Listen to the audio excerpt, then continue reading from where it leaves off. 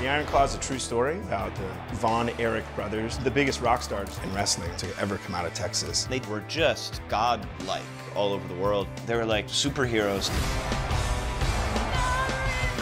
I think it's all about trust when you have to learn a lot at once. And we were training with these professional wrestlers, and it was demanding. Because you have to really commit to that full. And like hitting the mat over and over and over again.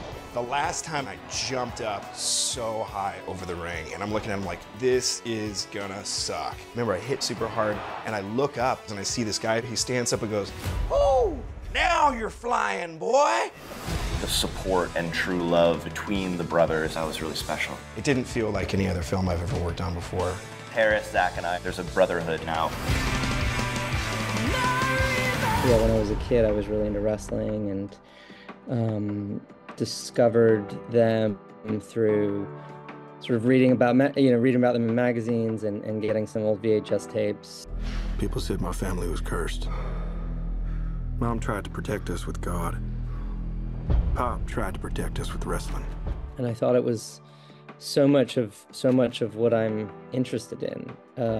It's complicated family dynamics. It is generational trauma and this notion of a curse and what that really means. And questioning where we come from and what we believe, and and then also looking at the inner emotional life of a wrestler versus the public emotional life of a wrestler.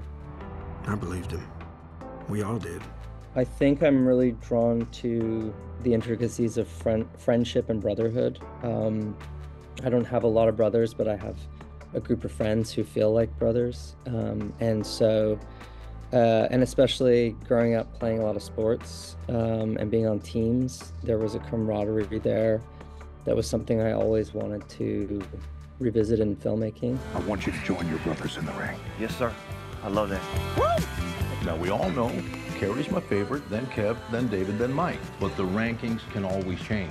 I'm always interested in father-son stories. I was interested in that dynamic, especially because it's a very nuanced dynamic. I believe that, even if Fritz is extremely hard on the boys, I believe he's doing it all with love. I think he thinks everything he's giving them is to help them survive in the world. He says it in the beginning, like if you're the biggest, the toughest, the strongest, the most successful, nothing can hurt you. And I think that that's where he comes from. He believes, because of where he came from and how he survived, he believes that the way for his boys to survive is to that. So it's to do that. So he's pushing them to reach those heights, to succeed in wrestling. But he also loves being with them. Together, we can do anything. We're here to restore justice to the Wrestling Federation that our father built with his own two hands. The hands that were passed down to us. The hands that will deliver the Iron Claw to you. And the boys are driven by, in some ways that drive that comes from their father, that need to succeed. I talked to you about something, Mom. Dad's too tough on us. You gotta say something. Also wanted to look really honestly at the tragedy and how that psychological effect of that, wears on our main character, Kevin, but also then the rise, like how does Kevin survive? You feel that? That's pressure. You're pushing too hard. I'm fine, Kev. Seriously, I'm just sick.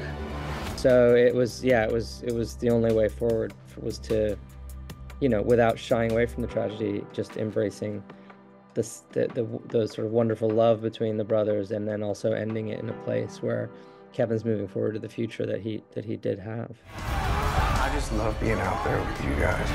It's the only thing that matters to me.